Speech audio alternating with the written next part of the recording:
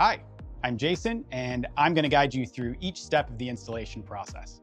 In a few short steps, you and your family are going to be enjoying your new American Standard widespread pull-down faucet. Remember to take your time, take a break, or rewatch a step whenever you need to. If you need additional information, you can always refer to americanstandard.com or call our customer service line. Before we begin, I like to make sure I have everything that I will need organized and within reach. I find this helps make the install as smooth as possible. At this point, you can remove all contents from the package and lay them on a flat surface nearby. You'll want to double check that all required pieces are included. Gather all the required tools and keep them in your work area. While not required, I like to keep some old towels or rags around. You might need them to catch some water or for a quick cleanup when removing the old faucet. Since we're going to be working under the sink, a small flashlight is useful too. If you haven't done so already, make sure you turn off the hot and cold water supply. Okay, so with our prep work complete, it looks like we're ready to start. The first thing to do is to visually check to make sure the seal is properly seated in the recess of the faucet body. Once you've confirmed it is, insert the spout shank through the deck. Insert the handle shank through the deck. At this point, you're going to position yourself under the sink.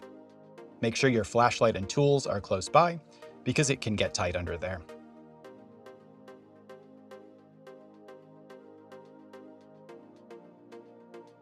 Once you're comfortably in position, assemble the rubber washer, brass washer, and threaded lock nut onto the shank and hand tighten the lock nut. Then, use a screwdriver to tighten the screws on the lock nut. To ensure even pressure, work your way around the lock nut, tightening each screw slightly until they are all snug and secure. Thread the mounting nut onto the handle shank.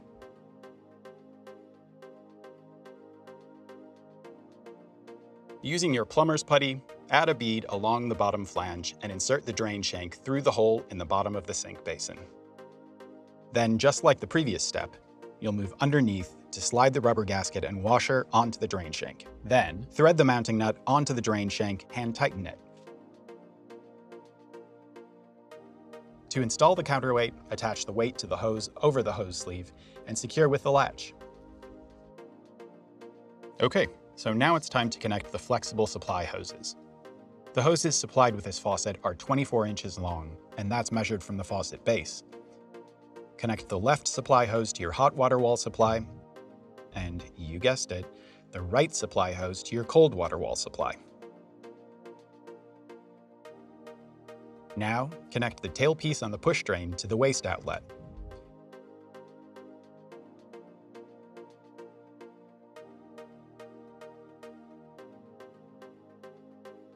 Stay under the sink to make the faucet hose connections. Push the T-connector on the bracket until you hear a click. That means it's secured in place. Then, push one slide valve hose onto the T-connector and slide the hose locking collar towards the T-connector to secure the connection. Repeat this step for the other hose.